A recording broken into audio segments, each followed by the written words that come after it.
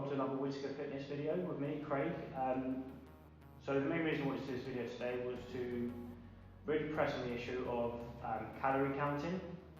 So what it's good for, why it's bad, just go over the main reasons for it and possibly why you want to maybe do it short term or progress it.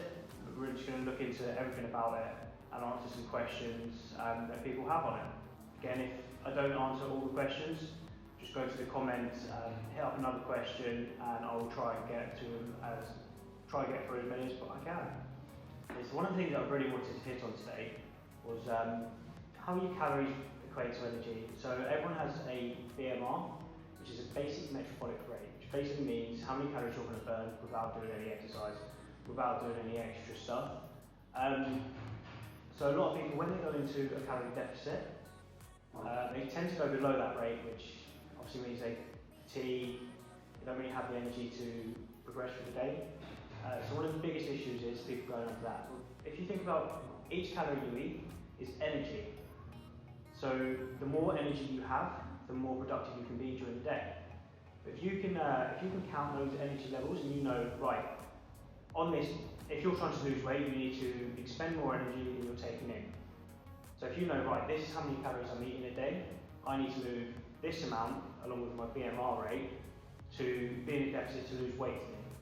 The same as if you're trying to gain weight, you know you need to eat this amount and not move that much so you can actually store some of that energy for later on. So one of the biggest things is when people, but I don't want to count calories, it's boring, I get too obsessed. These are good, well, it is boring, it is tedious, but you don't have to do it forever. And if you're really focused on getting to your goal, it can really help. So it's kind of that yes, it's boring, it's tedious, but it helps, and it's a big part. So if you literally just think about okay, so I had that sandwich, it had this many calories in, that means I've got this much energy, so I either need to go and burn that or I can store that. When I say go and burn that, I don't mean food isn't this demon thing where you have to, oh God, I need to go for a run today because I'm going to have this food later. You have a certain amount of calories you can burn throughout a day, so just try and be smart with it, work it around. One of the easiest things to do is become too obsessed. So if you find that you are getting a bit too obsessed with it, you're like, oh my God, I'm 10 calories over today, what am I going to do? It's not a problem. 10 calories, 100 calories, it's not like, oh my God, my diet's over, I'm out of balance. It's, it's a slight slip up. The next day we can amend it and cut back there. Same as a lot of people, I can't go out with my friends at the weekend because I haven't got the calories for it. One of the easiest ways, and one of the things that I do, is if I know I'm going out on a Saturday and I'm having a meal, maybe a glass of wine, Thursday and Friday, just cut back on the calories, save them up, so you can have that really nice meal. And you don't have to be that guy that turns up at your friend's house for dinner with your own Tupperware pot going, this is what I have to eat because I'm on a diet. It's a crap way of living. So really focus on it, play clever with it, and whether you're in a deficit or a surplus, counting calories can help, but it doesn't have to be the main thing. You can count calories for a bit, learn where you are, what you're eating, how many calories you're in, what the portion size is, and then you can pretty much after a month or so just go, right, I know I can eat that, this is this many calories, and you learn what calories are, and you can learn how much calories are in things, so you don't have to sit there with MyFitnessPal app and go for everything and log everything, because you know roughly what's there and roughly what you're eating and roughly what you're burning throughout the day. So some of the biggest things that I get, biggest problems I get from people are, what if I become too obsessed with counting calories? Well, for some people, maybe having that little bit of obsession could be a good thing, makes you get on point.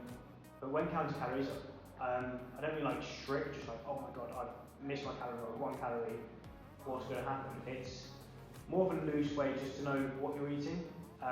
So just perhaps on that lot, we're not really educated on what food substances have, what calories in them, and what we should be eating. So it leads a lot of people to be either overweight, underweight when they get older. So some of the problems people have, I'm eating healthy, my diet's very good. But then once you get them to actually count calories, they realise that their diet's not as great as they think. They're quite a lot over their calories, which means they're just going to keep gaining weight. The same for people that are underweight and they say, oh no, I eat quite a lot, and they're actually just eating empty calories or foods with low calories in them. So one of the benefits of counting the calories is you know where you're at, you know what you need to do, whether you need to add more to put on weight or take off to lose weight. If you have an eating disorder, I wouldn't advise counting calories straight away. I'm not a nutritionist, I'm not a dietitian, so I'd be stepping out of my box, as to say, to give people with eating disorders advice on food and counting calories. So if you have an eating disorder, I'd say speak to a nutritionist or a dietitian or a doctor and address that before you move on to any sort of diet plans or fitness plans. Okay, so what are the benefits of counting calories? So this depends on where you're at. So like I said previously, if you're underweight and you say, oh, but I'm eating quite a lot, I'm eating this, counting your calories, you can actually see what you're actually intaking. And if you know where your calories are at before you start, then you know how much to increase them by. And you can also play around. So if you increasingly find that you're actually putting on too much weight, you can bring it back a bit. But if you're not counting the calories, then you don't know, you're just adding food for the sake of adding food, you don't know where you are. And the same goes to people who are trying to lose weight. So if you're overweight, you're like, oh no, my diet's really good, and then you start counting calories and realise your diet's not that good. You know how much to decrease it by. So then you can say, oh, well, I've taken this off, I'm only eating this many calories there, and if it's still not working, you can bring it back, or you can put it up if you feel like you're too fatigued. So counting calories can really help when trying to change body composition. Also for people who are just intrigued about being healthy, so people with great body composition can still be like, it's that old saying, it's a skinny fat person. So people who have really good metabolism to stay fit, but don't necessarily eat the right foods, if they're counting calories as well, they can delay like that later on, bloat out. You know, when you get that ripped 21-year-old, as soon as he hits 30, he's currently eating the same food, everything slows down. So you can really, by counting your calories and teaching yourself what you're consuming throughout a day, you can prolong that healthy lifestyle, hopefully keep your energy levels up so you don't have those peaks and troughs between energy and you just diet in general. How long should you count calories for?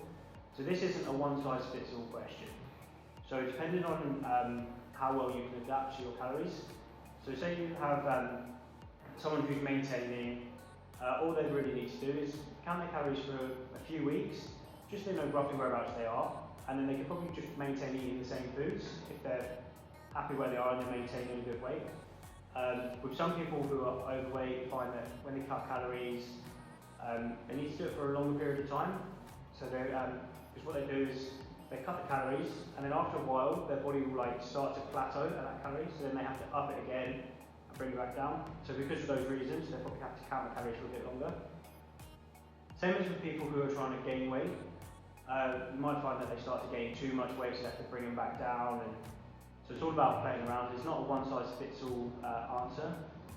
You just have to work it out, play around with yourself, and then you'll find within yourself like where you should be, how long you should be there. You'll notice if you start to plateau, either with weight gain or weight loss. It's not really a direct one. We can't give everyone by 5 months you'll count calories. It won't work for everyone. So why you should count calories is it's not common. Well, it's not amazingly common knowledge about how many calories in a certain amount of foods. So some people say, oh yeah, well I eat salads, but then they slap loads of dressing on the salads. So if you're aware of what you're putting in and what's going on with like which calories are where and how much you should be taking, then you're more aware of where your body is and what you're consuming, so you can progress towards your goal a lot quicker and more effective. So the key to weight loss or weight gain will be food intake. If you think about being in the gym an hour a day, 3 days a week, that's only 3 hours. You have 24 hours in a day, so it's a very minimal amount of time. So most of your progression will be made outside of the gym with food, drinks, any sort of dietary intake. That's where your progression is going to be made. So just focusing on the gym isn't going to help you much. So counting the calories is really going to really hit that sweet spot and help you progress a lot quicker. Bit ranty there, went on a spiral down the rabbit hole. But hopefully I addressed the importance and why you should count calories and the difference between being surplus, wanting to gain weight, and deficit, wanting to lose weight. So any more questions or anything, just fire them in the comments below. Thanks for watching, and I'll see you in my next video.